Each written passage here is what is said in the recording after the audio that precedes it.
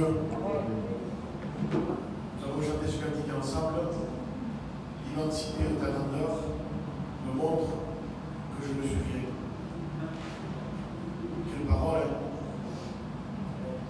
Des fois, il y a des mots que nous disons à Dieu. Mais notre vie, malheureusement, ne correspond pas avec le mot qu'on dit à Dieu. Et je demande à Dieu de ramener ma vie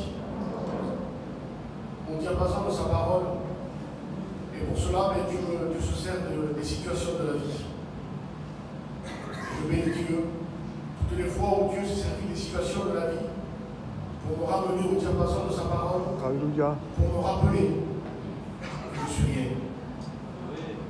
Et je crois que des fois, on sait les choses, on les connaît, mais on n'en est pas convaincu de ce qu'on dit. Être convaincu qu'on n'est rien, c'est d'abord le vouloir le contempler à lui.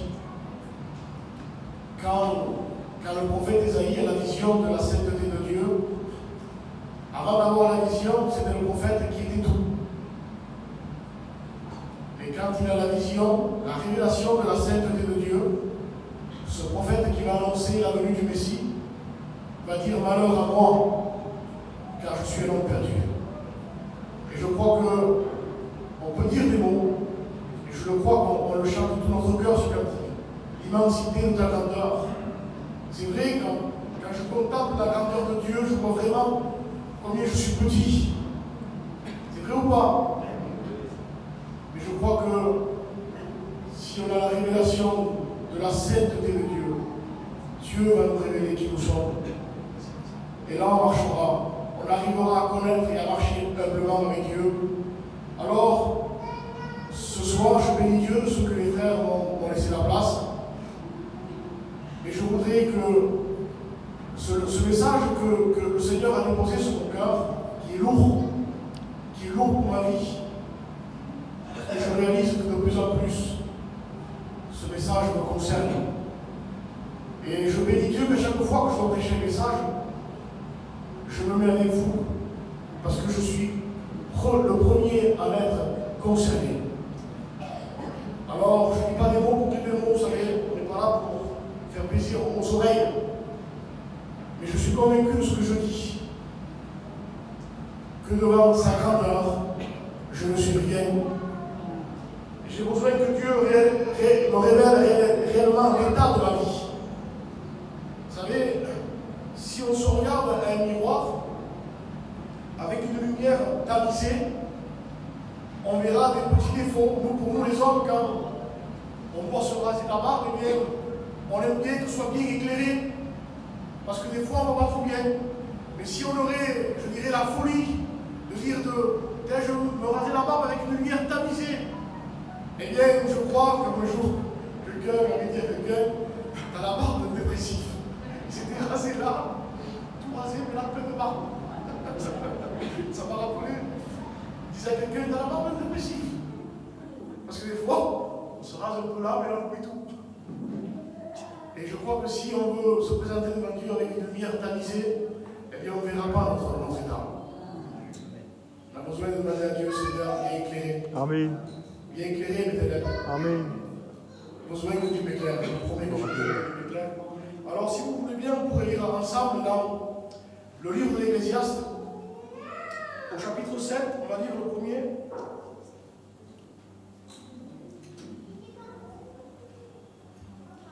Tony, si tu es encore responsable de temps, c'est pour la salle. Ah, on peut mettre un peu plus là. On ne peut pas ouvrir le plus là. Non, il n'y a sur la terre, c'est le roi Salomon qui parle, l'homme qui avait reçu la sagesse de Dieu. Il va dire ces paroles. Non, il n'y a sur la terre point d'homme juste qui fasse le bien et qui ne pêche jamais. C'est l'homme de Dieu qui dit ces paroles. Et un peu plus loin, au chapitre 7, toujours pareil, au verset 28, voici ce que mon âme cherche encore et que je n'ai point trouvé. J'ai trouvé un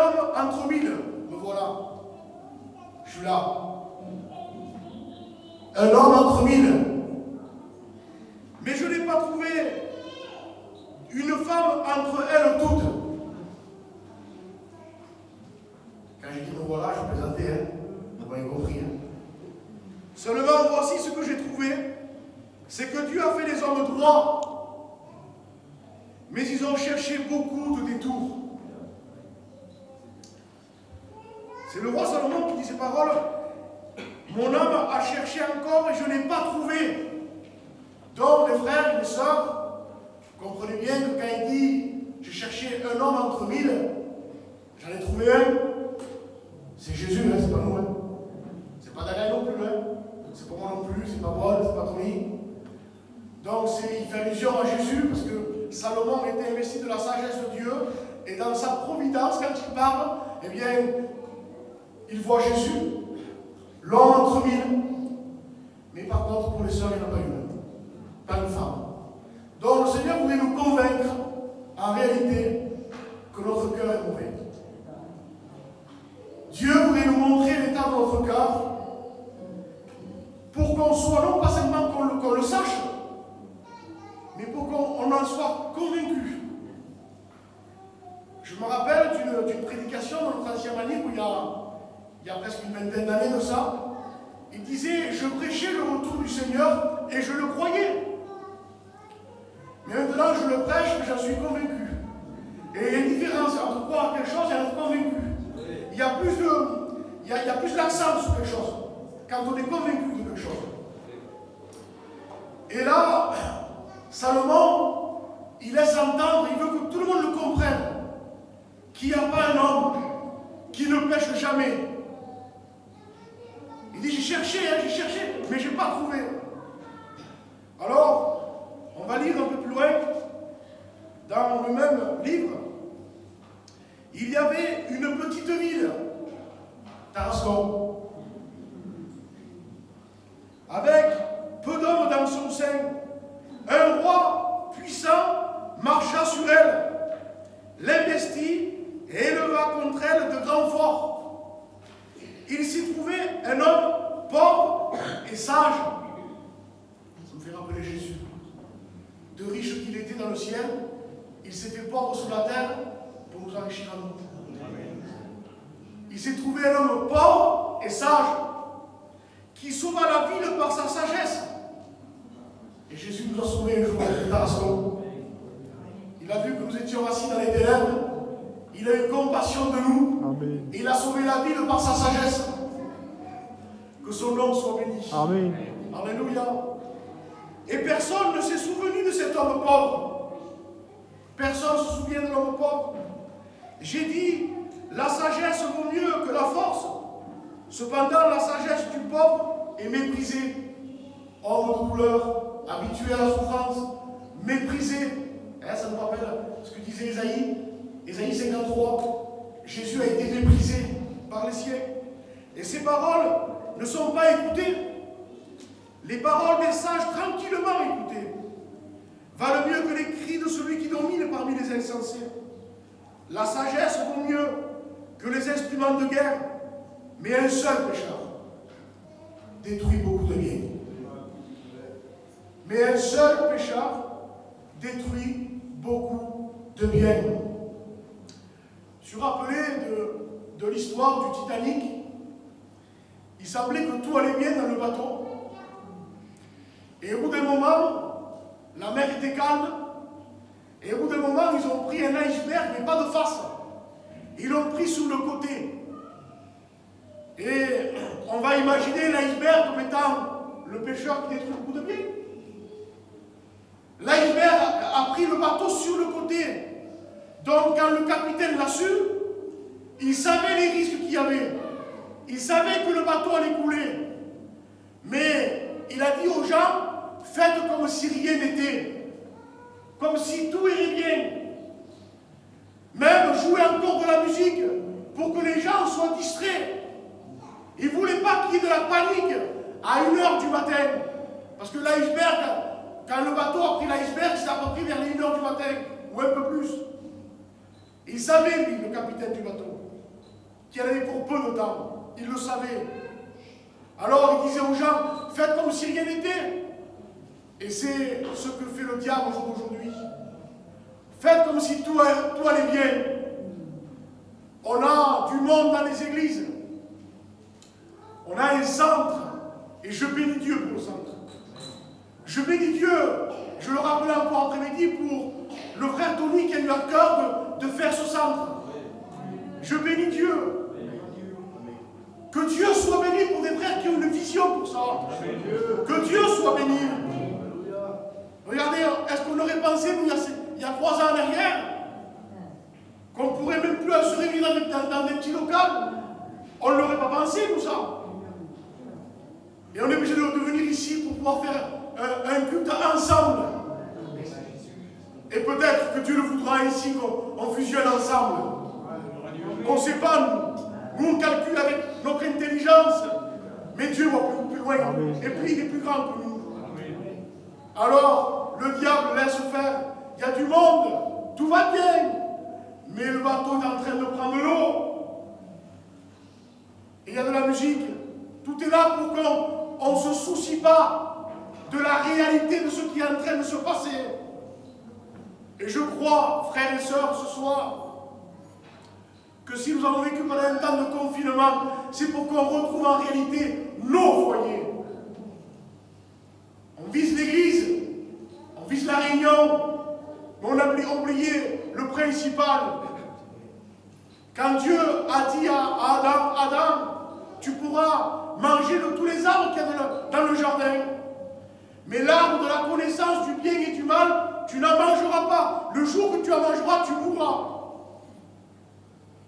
Adam était le foyer. Adam l'a dit à sa compagne. Mais elle n'a pas écouté. Un seul pécheur détruit beaucoup de biens. Que Dieu nous fasse comprendre et que le Saint-Esprit réveille à nous un désir de devenir des hommes de Dieu, des femmes de Dieu.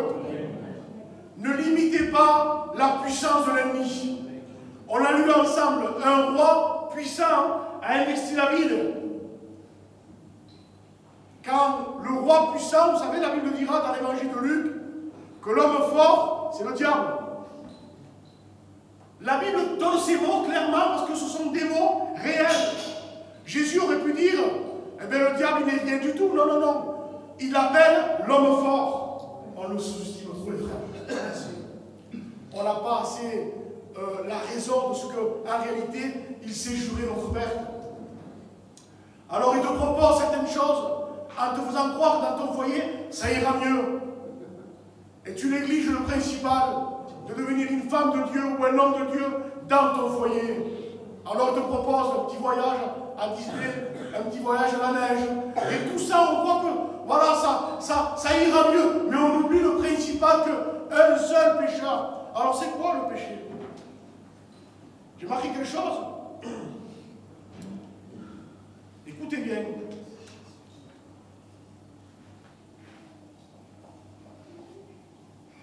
Malheureusement, nous voyons le péché dans ce que nous commettons de mal. Oui ou non? Mais en réalité, le péché de Jonas était de fuir la volonté de Dieu. On va en venir à Jonas. On croit que le péché, c'est de commettre le mal. Et c'est ça, pas de problème. Mais en réalité, quand on commet le mal, c'est la conséquence d'une désobéissance intérieurement. C'est le fruit d'avoir commis le mal. Mais le premier péché à la base, c'est de fuir la volonté de Dieu. Dieu avait dit à Jonas d'aller à Ninive, il part dans une autre direction. Et voilà pourquoi on s'en trouve mal aujourd'hui.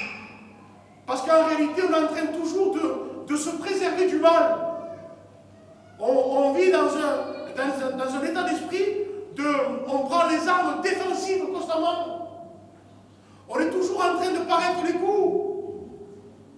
On est toujours en train de se préserver du mal. Mais il n'y a pas que ça dans la vie. Il n'y a pas que de se préserver du mal qui est intéressant. Le principal, c'est de savoir si nous sommes dans la volonté de Dieu ou pas. Si Dieu nous demande quelque chose, j'ai aimé dernièrement le frère a donné un exemple. Si je dis à mon fils, nettoie la voiture, et que mon fils fait autre chose pour me faire plaisir, mais il ne nettoie pas la voiture, alors je vais dire, c'est mon fils. Vous allez dire, non, je l'entends. Il ne t'a pas écouté. Parce qu'il fait autre chose que ce que je lui demande. Et le mal, il est là. Le péché, il est là. On est en train de viser quelque chose de plus haut, mais en réalité, le Seigneur a dit, si nous sommes fidèles dans les petites choses, je vous confierai de plus grandes. On vise trop le grand. Voilà pourquoi on ne s'en sort pas. Dieu avait dit à Jonas, Jonas, va à Ninive et crie contre la ville, dis-leur de se repentir. Et il part loin de la face de l'Éternel. Et on connaît l'histoire de Jonas. On sait les conséquences qu'il amène dans le bateau. On sait qu'un seul pécheur détruit beaucoup de biens. Ah, les mariniers ne savaient pas qu'il y avait quelqu'un qui fuyait la volonté de Dieu. Alors, comme il est rentré dans le bateau, il a porté le problème. Le problème n'est pas de l'extérieur, mon frère, ma soeur. Ton problème ne vient pas de changer le pasteur ou pas. C'est pas ça. Même si tu aurais le plus grand des pasteurs, si tu ne décides pas ce soir, aujourd'hui, de vouloir te soumettre à Dieu, tu n'en sortiras pas. C'est tout. Alors on cherche des méthodes. Et quand, au bout d'un moment, les mariniers vont découvrir dans le bateau qu'il y a des choses qui se passent bizarrement. Et des fois, il y a des choses dans nos maisons qui se passent bizarrement. On ne comprend pas ce qui se passe. Mais qu'est-ce qu'il y a? Il y a du trouble. Mais d'où vient ce trouble? Alors, quand on cherche toujours des excuses, on est de la nature adamique. Seigneur, c'est pas moi, c'est la femme que tu as mis à mes côtés. On est de cette nature-là. On est constamment en train de chercher des excuses. Et voilà pourquoi on ne s'en sort pas. Parce qu'en réalité, on ne va pas au fond du problème. Il faut que le mal soit extirpé. Ça veut dire déraciné à la racine. Mais nous, on a peur. On veut guérir superficiellement. On sent que le Seigneur veut intervenir. Il faut qu'il y ait une intervention divine. Il veut aller profond au niveau du cœur. Et nous, on limite en disant, Seigneur, maintenant, ça suffit. Ça suffit parce que je demandais pardon à mon mari. Ça ne suffit pas, ça. Il faut changer d'état d'esprit. Le péché, ce n'est pas de dire pardon, mon mari, parce que j'ai une mauvaise réaction. Ce n'est pas simplement ça. C'est bien ce que tu fais. Mais si, dans le cours des temps, ton état d'esprit ne change pas envers lui ou lui envers toi, c'est là que intervient et demeure le péché. Il faut qu'il y ait un changement de mentalité. Quand on se repent à Dieu, quand on revient à Dieu, il y a comme une nouvelle direction, une nouvelle dimension, une nouvelle atmosphère dans la maison. Pas normal que dans une maison de chrétiens, il y ait du trouble. Et là, les mariniers vont chercher à comprendre, le vent se lève, la tempête est là, ils ne comprennent pas. Et au bout d'un moment, ils vont retrouver Jonas. Qu'est-ce que tu fais, toi, là? Quel est ton Dieu? De quel pays tu viens, toi? Il le découvre. Il faut qu'il y ait des fois que le Seigneur dévoile les choses. Alors bien sûr, au premier abord, Jonas, on le voit comme étant l'homme rétrograde, on le voit comme étant un homme pécheur, et c'est vrai, il fuit la volonté de Dieu. Mais j'ai trouvé des qualités en lui que si on les trouvera en nous, on s'en sortirait beaucoup mieux. Pour le moment, alors il dévoile son identité, Jonas. Il dit, voilà, je suis hébreu, je fuis la face de l'Éternel. Et il dit, si vous voulez que le calme revienne, ce n'est pas la faute de l'autre, ce n'est pas la faute du capitaine. Si vous voulez que le calme revienne, prenez-moi, jetez-moi dans la mer. Et le vent cessera. Si là vous ne voyez pas l'homme de Dieu, je ne sais pas où c'est que vous allez le trouver. Hein. Parce que l'honnêteté de Jonas, si on pourrait l'avoir, moi le premier, si je pourrais l'avoir, je crois que je m'en sortirais beaucoup mieux. Parce que Jonas, il savait, lui, qu'en disant ça, c'était le suicide. Il le savait. Est-ce qu'on est prêt à mourir? Est-ce qu'on est prêt à laisser des choses? Est-ce qu'on est prêt à abandonner les choses? Est-ce qu'on est prêt à abandonner les choses? C'est ce que Dieu nous demande ce soir. Est-ce que je suis prêt, je m'entends à abandonner les choses? Ce soir, ce que je vous dis à vous, je me le dis à moi. On a trop cherché les choses extérieures. Il faut arranger l'intérieur. Si pendant ces quelques mois, je crois qu'on a eu tous un confinement particulier, il y en a qui ont souffert du confinement, je crois que le Seigneur a voulu qu'on se concentre dans nos maisons, dans nos foyers. Elle a assez de vouloir croire que la guérison sortira d'un séminaire, d'une mission, d'une réunion. Ma guérison sort de ma maison. Je disais dernièrement, et je le dis avec conviction de cœur, je ne le dis pas pour m'élever, les frères. Je le dis parce que c'est vrai, tout simplement. Ça fait presque 24 ans que je suis marié. Des incompréhensions dans un foyer, ça peut arriver. J'en ai vécu. Hein. Mais, vous savez, l'état d'esprit qui a l'atmosphère de ténèbres, là, de troubles. Non, je ne veux pas de ça. Ça, je ne veux pas de ça. Et quand je sens que ça vient, de suite, il faut qu'on prie, il faut qu'on s'agenouille, il faut que réellement on revienne à Dieu. Si on laisse une brèche à l'ennemi, n'oubliez pas que l'ennemi, les frères, c'est un roi puissant, hein, c'est l'homme fort. Hein. La Bible dira, quand l'évangile de Luc parle de l'homme fort, il dira aussi que l'homme encore plus fort, qui est Jésus. Heureusement qu'il est là. Mais Jésus ne fera rien à notre place. Jésus est grand, Jésus est roi, Jésus est Seigneur, pas de problème. Mais Jésus ne fera rien à notre place. C'est à nous-mêmes à prendre des résolutions. Tout se gagne dans le dialogue. Vous savez pourquoi des fois dans un foyer il y a une atmosphère ténébreuse, il y a du trouble, les enfants pleurent, on ne comprend plus pourquoi, on n'arrive même plus à discuter avec la compagne. Vous savez pourquoi? Parce que justement, on ne cherche pas à dialoguer. Ou quand on cherche à parler, on cherche à avoir raison. Ça ne marchera pas, ça. C'est impossible. Un jour, je vous disais, il y avait des incompréhensions dans mon foyer. Et je priais Dieu pour que Dieu m'éclaire. Et Dieu l'a fait. J'ai dit, Seigneur, pourquoi? Dans les domaines de ma vie, on ne se comprend pas. Et Dieu m'a éclairé, Dieu m'a montré, Jonathan, c'est par rapport à l'enfance. Tu as eu une enfance de parents séparés, de divorcés. Et elle a eu une enfance où elle a été chouchoutée avec les parents. Donc automatiquement, il y a des domaines que vous ne pouvez pas vous comprendre par rapport à l'enfance. Et Dieu m'a éclairé, Dieu m'a montré, et j'ai parlé avec elle. Et il s'est recréé un climat de confiance. Mais si on ne parle pas, si chacun pense à la sienne, on va prier à l'église. Mais l'église, je ne vis pas dans l'église. Tu ne vis pas dans l'église, toi. Excusez-moi l'expression, hein. Mais si mon bonheur, c'est que l'église, 1 heure par semaine, ou 2 heures par semaine, et que chez moi, c'est l'enfer, je m'en vais, hein. Je crois qu'on est intelligent. On a besoin d'aller au fond des choses. Que Dieu soit béni. Amen. Que Dieu nous aide, mes frères. Je sais que ce n'est pas facile. Mais si Dieu voit en nous un désir, si Dieu le voit ce désir, de vouloir construire, c'est ça construire. On a besoin de construire. Il sait jurer notre père, le diable. Il veut nous détruire. Il veut nous faire du mal. Et si on laisse une brèche, c'est pas grand-chose, hein? Une porte entrouverte, il ne se contente pas, lui, d'ouvrir un peu plus la porte. Il défonce la porte. Et sans ta permission, que tu le veuilles ou que tu ne le veuilles pas. On n'est pas assez conscients, mes frères, qu'on a besoin d'avoir une vie cachée en Dieu. Si on n'a pas une vie cachée en Dieu, on ne permet pas au Seigneur de nous montrer notre besoin. On l'a vu ensemble, il n'y a pas un seul homme, pas un seul juste. Le seul, c'est Jésus. Amen. On a besoin, mes frères. Je vous regardais après, et je me disais, Seigneur, j'ai envie de pleurer.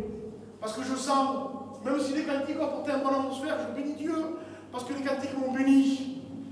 Mais on sent que ça s'arrête là après. Ce n'est pas des cantiques qu'on a besoin d'une guérison intérieure. On a besoin de prendre conscience que si on ne rentre pas nous-mêmes, un seul pécheur détruit beaucoup de biens. Bon, Seigneur. Merci Jésus. Seigneur, je veux te remercier pour la parole de Dieu et les lumières. Amen. Merci parce que cette lumière, elle n'est pas là pour nous condamner. Amen. Elle est là pour nous éclairer, Seigneur. Des ténèbres qu'il y a au fond du cœur. Tu connais notre conception des choses. C'est vrai. Tu sais que parfois, Seigneur, au fond de nous, il y a le brouillard. C'est vrai. Accorde-nous ta grâce. Amen. Amen. Seigneur, accorde-nous un cœur d'enfant, un cœur humble. Amen. Pour reconnaître ta voix. Alléluia. Seigneur, conduis ces moments. Alléluia. Bénis ton peuple, Seigneur. Oui. Bénis tes serviteurs. Amen. Permets qu'on soit bénis de toi. Au nom de Jésus. Pour te ressembler à toi. Au nom de Jésus. Au nom de Jésus, Amen. Amen. Gloire à Dieu. Amen. Que Dieu soit béni. Alors arrêtons de chercher des méthodes. Jonas, quand il a dit, avant de dire ces mots, les mariniers jetaient la cargaison par-dessus bord en pensant qu'on s'en sortira quand même. Et quand il leur a dit ça, malgré qu'il leur a dit ça encore, ils avaient peur de le tuer. Eux. Ils ont encore ramé plus fort, mais la Bible dit que le vent en soufflait encore plus fort. Alors ils ont été obligés de capituler en disant mais on ne peut pas faire autrement que de jeter la main. Et là le calme est revenu. Arrêtons de chercher des méthodes, mes frères. Arrêtons de chercher des méthodes. Il faut revenir au pied du Maître. Seigneur a dit Marie, cette barre que tu as fait, elle ne te sera jamais ôtée. Marthe était agitée par des soins. C'était bien ce qu'elle faisait. Elle mettait son cœur. Seigneur, tu ne me mets pas en peine de ce que je suis seul à te servir. Marthe, tu t'agites, tu t'inquiètes pour beaucoup de choses. Marie a choisi la bonne part. Et je crois que si on ne s'efforce pas, si on ne fait pas plier notre volonté aux paroles de sa bouche, ce n'est pas l'esprit qui va nous conduire, c'est la chair. Vous vous rendez compte que ces 3 mois derrière le confinement, quasi, il y en a qui n'ont pas compris. Qu'est-ce qu'il nous faut? Il faut rentrer à l'hôpital, choper le virus, pour réaliser qu'on n'est rien, et qu'on a besoin de dépendre de lui. Que Dieu nous garde, frère. Amen. Arrêtons-nous. La Bible dira dans le psaume 46, verset 11, arrêtez-vous et sachez que je suis Dieu. On a besoin de comprendre. Il est Dieu. Arrêtons de se faire son propre Dieu nous-mêmes. Arrêtons de prendre nos pensées pour les pensées de Dieu. Il faut revenir à ce qui est au diapason de sa parole. Et merci Seigneur quand il se sert des situations des fois. Dans le foyer, il se sert des situations pour nous ramener à l'ordre. Est-ce que quand tu es irrité contre ta compagne, tu vas me dire que tu es dans la joie, non? Et quand ta compagne est irritée contre toi, tu vas me dire qu'elle est dans la joie, non? Vous êtes tristes tous les deux, en train de pleurer. Parce que vous voulez plaire à votre Seigneur, vous voulez plaire à Dieu. Et vous sentez en vous un combat. La Bible dira dans Romains, chapitre 5, verset 19, car comme par la désobéissance d'un seul homme, beaucoup ont été rendus pécheurs, de même par l'obéissance d'un seul, beaucoup seront rendus justes. Amen. Si la désobéissance d'un seul homme, c'est-à-dire Adam, il a amené la mort dans l'humanité, le péché, je bénis Dieu que Dieu nous a pas laissé dans l'erreur. Jésus va rappeler que par l'obéissance d'un seul homme, c'est Paul qui parle aux Romains, et Paul va le rappeler, par l'obéissance d'un seul homme, si la désobéissance a une conséquence terrible, eh bien l'obéissance d'un seul a aussi une conséquence positive. Amen. Amen. Revenons à lui, frères et sœurs, de tout notre cœur. Cherchons pas, faisons un petit cercle dans le foyer. Faisons un cercle. C'est ça la véritable église. Ton église, c'est pas ici, ton église c'est chez toi. Amen. Et pour retrouver l'harmonie dans le foyer, il faut revenir aux bases de la parole. C'est quoi les bases de la parole? C'est que des fois, on s'arrête juste à ce qu'on ne commet pas le mal. C'est pas simplement ça. C'est de savoir est-ce qu'on est dans le plan de Dieu, dans la volonté de Dieu. Et ça, c'est beaucoup plus important. Qu'est-ce que c'est être dans la volonté de Dieu? Alors disait un jour un homme de Dieu, j'ai mis ses paroles. Il y a des symptômes, frères et sœurs, quand on est dans la volonté de Dieu. Il y a la paix dans le cœur. Amen. Amen. Quand on est dans le plan de Dieu, dans la volonté de Dieu, il y a la paix dans le cœur. Il y a des portes qui s'ouvrent. Quand on est dans le plan de Dieu, et les circonstances changent. Ne crois pas que tu vas vivre toute ta vie dans un foyer où il y a le trouble. La Bible dira que Dieu change les temps et les circonstances. Et comment il les change? Quand toi tu changes d'attitude. C'est toi-même qui crée ou le trouble dans ton foyer, ou alors tu crées l'atmosphère de paix, de tranquillité. C'est toi, uniquement toi.